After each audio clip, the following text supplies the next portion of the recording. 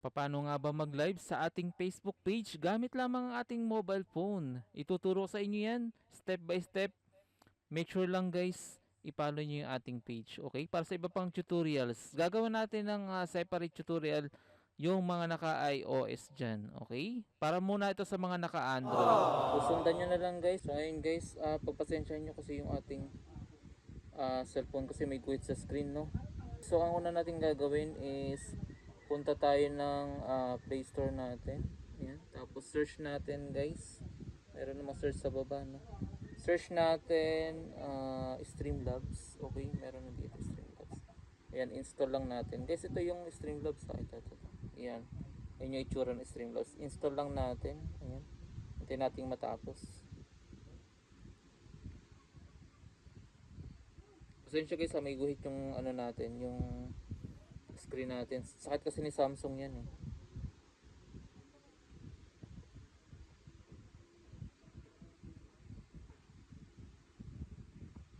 Hintayin lang natin matapos.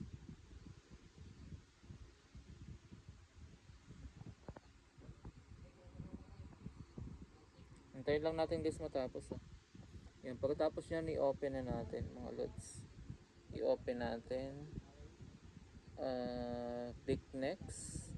Tapos, stream your games. Guys, kung ayaw nyo na may camera. Pero kung gusto nyo na may camera, itong nasa baba yung pindutin nyo. Okay? Ayan, okay, next. Next tayo. Pindutin natin yung custom mga idol. Custom tayo, okay? Custom. Pindutin natin yung custom. Okay, pindutin natin yung save.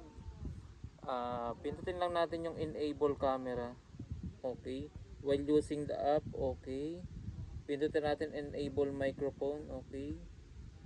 While using, then no thanks. Okay, tapos yan, pagkatapos nyan guys may pop-up up, no? Ito yung ating screen. Tapos start lang natin, okay? Click lang natin start. Click lang natin ang allow notifications, guys. Okay, allow. Tapos make sure guys, ano tayo, yung inyong auto rotate dito sa screen ay naka off. Ay naka on pala dapat yung auto rotate. Kailangan makapag-rotate yung screen natin ng landscape mode, okay? Ayan, so pwede na tayo mag landscape mode. So ang gagawin natin,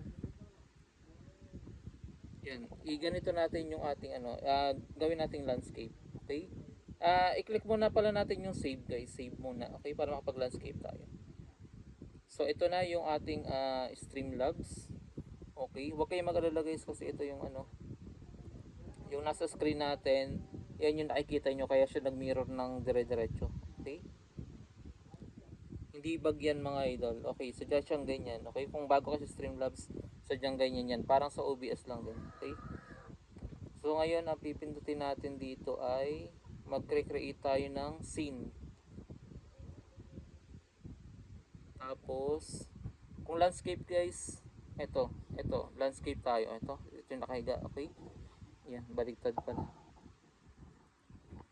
Dito magko-customize na tayo ng ating scene. Ito yung makikita natin sa live. Pwede natin tong tanggalin. Click lang natin yung layers dun sa ano, sa gilid. Pwede natin tanggalin tong events list, hindi naman natin kailangan yan. Yung chat box kung gusto niyo may display sa screen na chat, pwede yun, no. Yung alert kung gusto niyo may lumalabas dito, yung halimbawa nag-follow, like, share, kung gusto niya meron sa screen, pwede. Pwede siyang ilagay dito. Nasa na ba yun? Ito yung chat box guys, pwede siyang tanggalin, no. Hindi man natin kailangan yung chat box eh. Yung alert box, okay, pwede siya dito sa taas guys. Ito na yung mismong layout ng screen natin guys. Ito mismo. Pwede natin tanggalin yan. Yung mismong gameplay na lang, okay? So yung screen, mas mahalaga yung screen. Make sure guys, yung screen nyo ay buo, okay? Make sure hinila nyo hanggang dito sa dulo. Make sure wala siyang black. Kasi pagka may black yan sa baba, halimbawa ganito lang, may black yan sa live, okay? May black yung screen sa live na makikita, okay? Okay, click natin ang save. Tapos, exit tayo rito. Tapos, click natin yung account settings. Okay, dito na tayo. So, makikita nyo mga idol dito, hindi nyo kailangan mag-create ng Twitch, YouTube, hindi nyo kailangan yan Facebook. Kasi yung Facebook ngayon dito, bug, okay? So ang gagamitin natin is custom RTMP. Itong nasa pinakababa. Custom RTMP tayo. Okay? Click natin setup. Halimbawa, kung saan tayo magla-live, ilagay muna natin yung page natin. Fortress. Yan, kunwari, hindi, pangalan lang yan ng ating output, okay? Kung saan tayong page magla-live para hindi tayo malito, okay? Okay, click natin yung next. So, paano nyo ba kukunin yung stream key at URL? Okay, so ganito ang gagawin natin. Etong dalawang to, okay? So, para makuha nyo yan, punta tayo sa ating sa ating Chrome.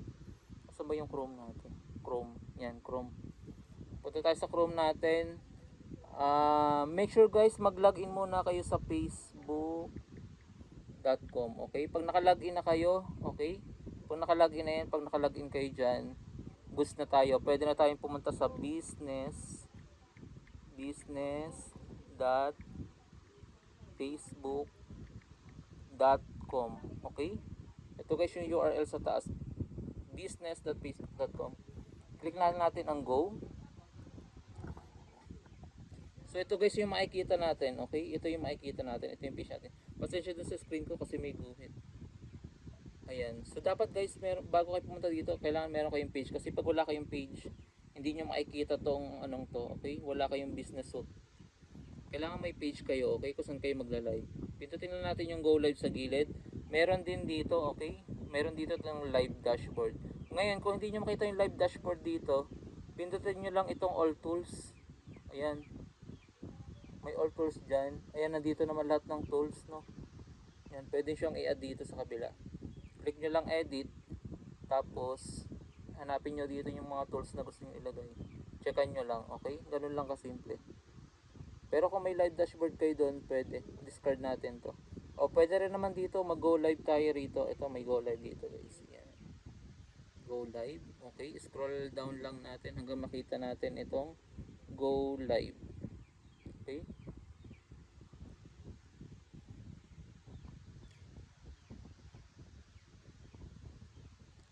So ngayon, ito yung makikita natin after natin mapindot yung go live. Punta lang, i-close lang natin to. Hindi naman importante yan. Hanapin lang natin dito. Ito guys Ayan. Dito tayo mag-i-input ngayon ng ating Streamlabs. Ngayon, ang kukunin natin is yung URL muna. Make sure guys, i-check nyo yung yung advanced settings, tapos yung persistent stream key, kailangan lagi siya naka-on, okay? Kasi pag hindi siya naka-on, possible magra-random tong inyong stream key, okay? Hindi yan yung yung ano ba tawag dito? Hindi yan yung persistent key na makikita natin, okay? Possible siyang mabago, okay? Kasi nagra-random pag hindi naka-persistent. So ngayon, ang kukunin natin muna is yung URL. Punta tayo sa pinakamababa, mga idol. Ito, copy natin yung URL. Balik tayo sa ating Streamlabs. Ito, paste natin yung URL dito. Yan, ito yung URL guys. Tapos, kunin naman natin yung stream key. Kunin natin dito. Stream key, ito, makikita yung stream key. Click nyo lang yung copy. Okay, we're good. I-paste natin dito sa stream key sa baba. Make sure guys make sure tama yung pinaste nyo, walang labis, walang kulang. Okay, kasi pag may isang letter lang na mali dyan, possible hindi kayo makakonect. Okay, click lang natin ang save. Okay, we're good na. Tapos pindutin na natin yung hindi pa tayo magla-live pala. Babaguhin mo natin yung ating settings. Dito tayo sa streaming settings. Baguhin muna natin yung stream settings natin bago tayo mag-go live. Okay, streaming settings. Ito yung usually natin ginagawa. Okay. Kung maganda yung device nyo, mag 1080 kayo. Pero pag medyo hindi ganun kaganda yung device nyo, mag 720 lang kayo. Pero ngayon maganda naman yung device natin. Kahit may glitch sa screen. Sige, go tayo sa 1080. Frame rate guys, kung kaya na 60 fps ng phone nyo, Hindi hirap, 60 fps tayo. Okay? Tapos itong sa bitrate, yan, dito tayo magkakatalo ngayon. So para makuha nyo yan guys, ang gagawin natin is punta muna tayo sa Play Store. Okay? Punta tayo ng Play Store. Nasaan ba yung Play Store natin? Play Store, ayan. Hanapin natin, search natin guys. Speed Test by Ookla. Speed Test by Ookla. Ayan. Hanapin natin. Ito guys, so nakapag-install na naman ako nito kasi usually ginagamit ko naman ito. Open lang natin yan. Open lang natin. So para makuha natin yung mga bitrates dito sa ating Streamlabs, kung ano ba yung i-output natin. Kailangan kasi natin guys upload, okay? Sa Streamlabs kailangan natin upload kasi mag-i-stream tayo. Magbabato tayo ng data sa internet, okay? So ang gagawin natin, na-download na natin itong speed test natin. I-scroll up lang natin to, hilahin natin yung pataas. Tapos, 'di ba naka-default dito mga loads ay Mbps. So gagawin natin MB per second. Gawin yung 50 or 100, depende sa inyong internet guys. So para makuha natin upload natin, mag-speed test tayo ng MB per second. Okay? Kung gaano kabilis yung data na pwede nating ibato sa internet. Ito gaano kabilis yung download speed natin. Ibig sabihin guys, pag ganyan, halos 1 gig na movie, mga ilang ano lang, ilang minute lang. Siguro mga 1 minute ganun. So ito guys, yung upload natin is mayroon tayong 3. Okay? So mag-speed test ulit tayo, baka kasakaling tumaas pa.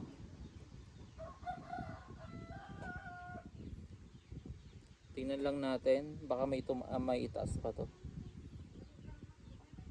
Speed test kayo guys ha, kailangan natin yung upload.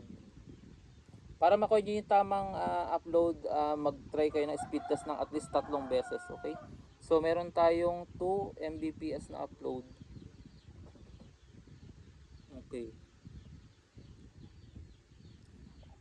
Balik tayo rito sa ating Streamlabs. So meron tayong 2 Mbps na upload. So ang meron guys tayo ay 1000 kbps is 1 Mbps. Okay? Ibig sabihin 1 Mbps 1000 kbps. Okay? Ang equivalent niya. So meron tayong 2000, pwede tayong mag-go dito sa 2500 kbps. Okay? Tapos orientation lock, sige, okay lang yan, we're good. Tapos punta tayo sa audio settings ngayon, okay? Kung gusto niyo na may mic, okay, eto, okay lang yan. Kung gusto niyo hinaan, pwede.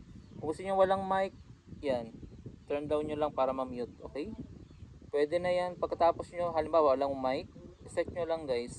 Pero gusto ko may mic, sige, ano tayo, set natin ng may mic, okay? We're good na mga idol. Meron na tayong account settings, meron na tayong RTMP dito. Ito yung Fortress Gaming TV, yun na yung output natin. Ito yung RTMP natin. Okay? Gagawin natin ng separate tutorial yung sa TikTok kung paano kayo makag-live sa TikTok. Okay? Yan, so good na tayo. Pindutin nyo lang yung go live mga idol. Go live. Select nyo yung platform. Ito yung platform. Yung platform natin, yung nilagay natin kanina, kung saan tayo mag-output. Fortress Gaming TV. Okay, click next. Tapos, ito pwede namang go live na. Okay, pwede wala na kayong ilagay doon. Dito na lang tayo, balik tayo sa ating business.facebook.com. Tingnan natin kung magkoconnect yung ating video source. Ayan, nakakonect na yung video source natin. So, ibig sabihin tama itong stream key natin at stream URL. So, dito na tayo magbabago ng details ngayon. Okay? Kung ano yung ila-live, ayan. Kung ano yung title ng live natin, halimbawa, test live. Halimbawa, test live mga lods. Test live. Okay. Pwede natin itong i-copy, no? Select all, copy lang. Gayahin na lang natin sa description, okay? Kasi hindi tayo makakapag-live ng walang description. Okay. Okay, save lang natin. Ito, save. Click lang yung save mga idol. Tapos, kung ano yung lalaroin natin, okay? Mobile Legends. Mobile Legends. Okay. Ayan, so okay na tayo sa live details natin. Pwede na tayo ngayon mag go live. Okay? Pwede na tayo ngayon mag go live.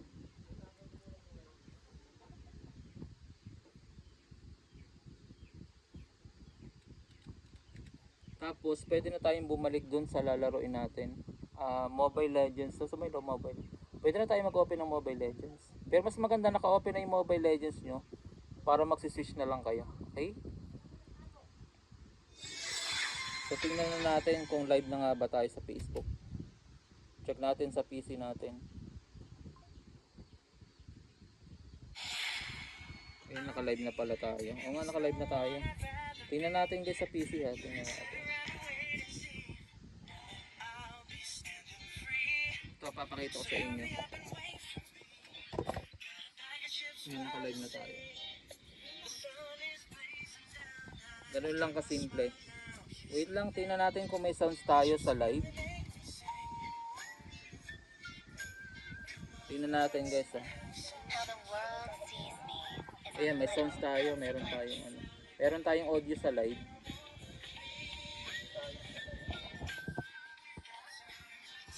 Ayan guys, meron na tayong audio sa live. Ayan o.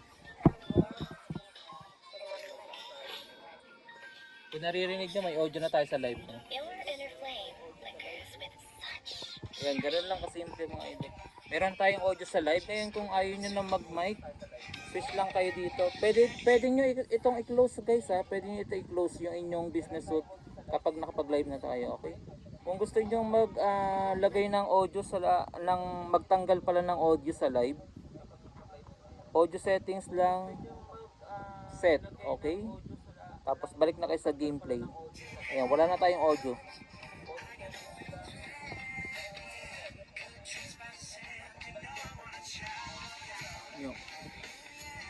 Ganun lang kasimple. Pero guys ha, hindi nyo na mababago kapag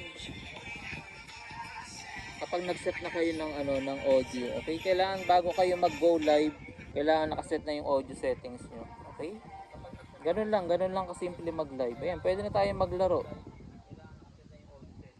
Ngayon kung paano naman tayo mag-i-stop ng live, ganito lang guys. Okay? Ganito lang tayo mag-end lang ng live. Punta kayo sa inyong Streamlabs, pindutin yung stop. Okay? Stop. Yan. Tapos, syempre may makikita pa rin kayo dito sa taas na Streamlabs na running.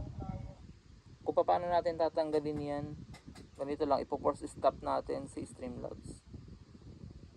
Click nyo info, then sa baba may force stop yon. Okay? Ayan, so wala na siya dito sa taas na makikita natin. Wala na Streamlabs dyan.